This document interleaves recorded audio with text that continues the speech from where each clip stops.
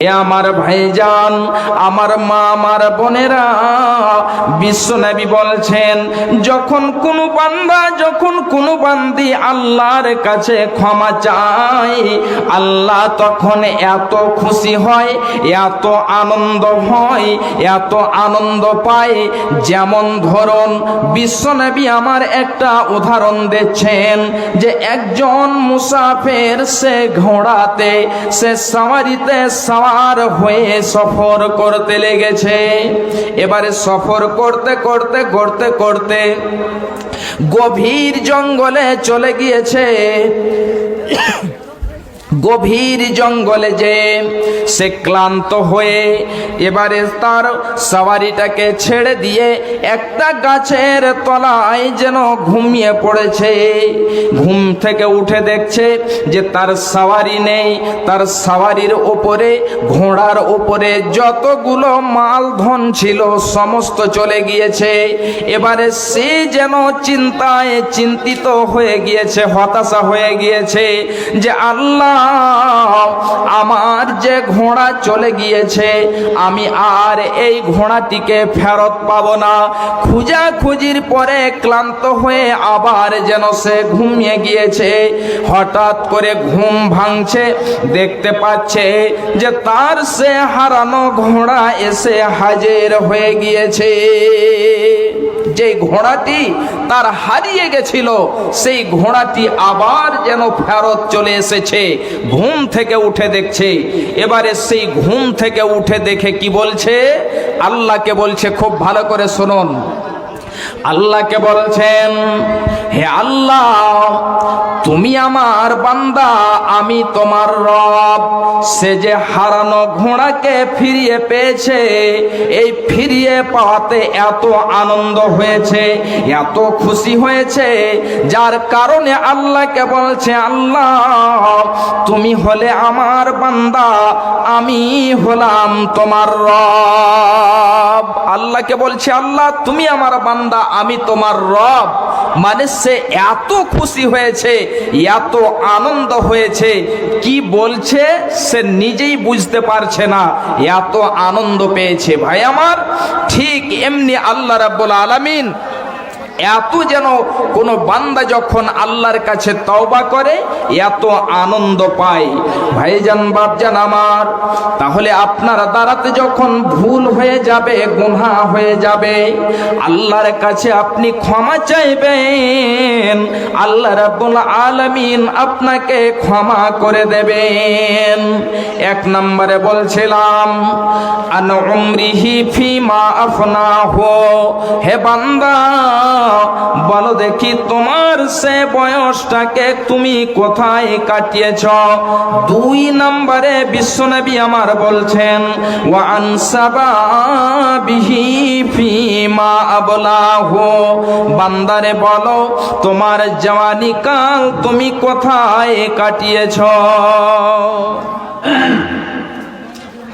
মায়ের যে প্যান্ডেল আছে, মায়ের প্যান্ডেলের মাঝখানে জায়গা খালি আছে। কান দিয়ে শুনো,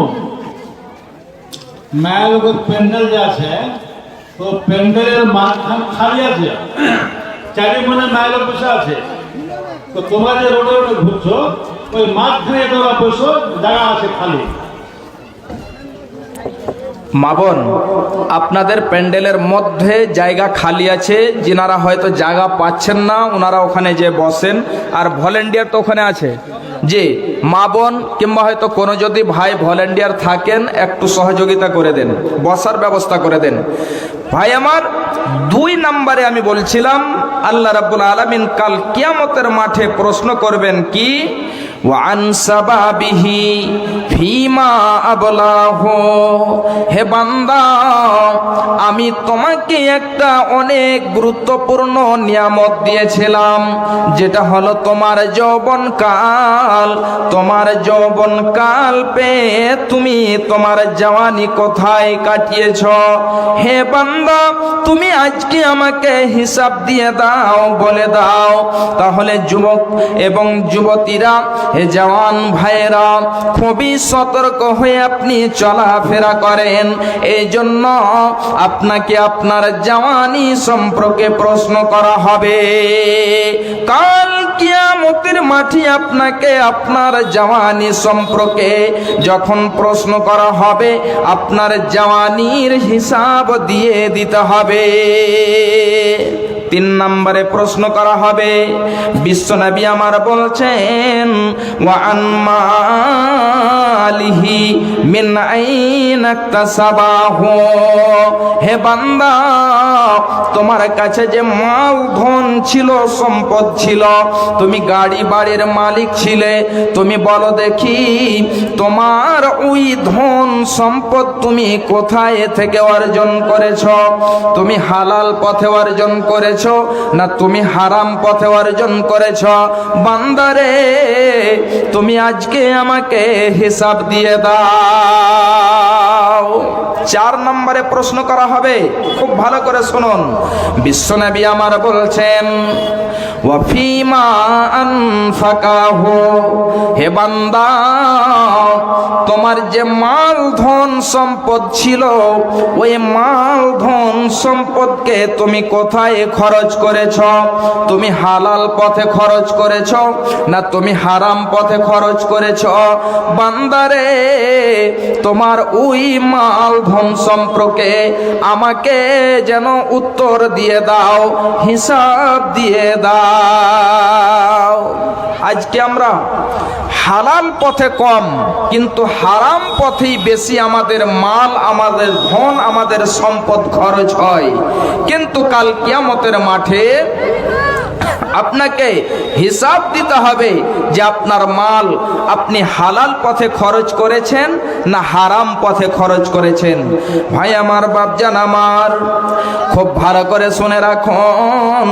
এই বিশ্বনবী আমার বলছেন, 5 নম্বরে যে প্রশ্ন করা হবে, বান্দারে, তুমি যে শিক্ষা অর্জন করেছিলে, যে তুমি জ্ঞান অর্জন করেছিলে, এই জ্ঞান তুমি শিখে কতটা তুমি তার প্রতি আমল করেছ? কাল কিয়ামতের মাঠে আপনাকে প্রশ্ন করা হবে। তাহলে 5খানা প্রশ্নের মধ্যে 1 নাম্বার হলো আপনার বয়স সম্পর্কে জিজ্ঞাসা করা হবে। 2য় নাম্বার আপনার জওয়ানি সম্পর্কে জিজ্ঞাসা করা হবে।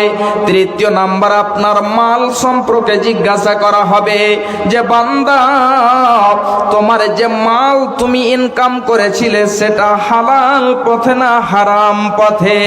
4 নম্বরে আপনার যে মাল খরচ করেছেন সেটা আপনি সহি জায়গায়, ঠিক জায়গাতে আপনি খরচ করেছেন কি করেননি? 5 নম্বরে আপনি যে জ্ঞান শিখেছেন, ওই জ্ঞান শিখে কতটা আমল করেছেন? এই 5খানা প্রশ্নর যতক্ষণ পর্যন্ত আপনি উত্তর না দিতে পারবেন, অতক্ষণ পর্যন্ত 1 কদম আল্লাহ রাব্বুল আলামিন হেলতে দেবেন না। ভাইজান, বাপজান আমার, আজকে আমরা এই মাল ধন সম্পদের পিছনে পড়ে এত যেন আমরা আখিরাতকে বলে ভুলেছি এবং এ দুনিয়ার মোহে রং তামাশায় মেতে গিয়ে আখিরাতকে যেন হারিয়ে দিয়েছে। মুসলিম হইলে কাফনে, মুসলিম হইলে কাফনে, খ্রিস্টান হইলে কপিনে, হিন্দু হইলে চিতাই পুড়ে ছাই। ও মানব, 2 দিনেরই দুনিয়াতে গৌরব করার নাই রে কিছু নাই। ও মানব, 2 দিনেরই দুনিয়াতে গৌরব করার নাই রে কিছু নাই। যতই সাজাও গাড়ি বাড়ে, এয়ার কন্ডিশন 3.5 হাত মাটির বিছানা হইবে রে আপন। যতই সাজাও গাড়ি বাড়ে, এয়ার কন্ডিশন 3.5 হাত মাটির বিছানা হইবে রে আপন। মুসলিম হইলে কাফনে, খ্রিস্টান হইলে কপিনে, হিন্দু হইলে চিতাই পুড়ে ছাই। ও মানব, 2 দিনেরই দুনিয়াতে গৌরব করার নাই রে কিছু নাই। ও মানব, 2 দিনেরই দুনিয়াতে গৌরব করার নাই রে কিছু নাই। সময় তো আর নাই রে বেশি, দমের খেলা শেষ। সময় তো আর নাই রে বেশি, দমের খেলা শেষ। যেতে হবে সেই ঠিকানায়, যেথায় আপন দেশ।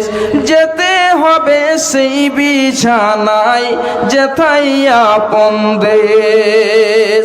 মুসলিম হইলে কাফনে, খ্রিস্টান হইলে কফিনে, হিন্দু হইলে চিতায় পুড়ে ছাই।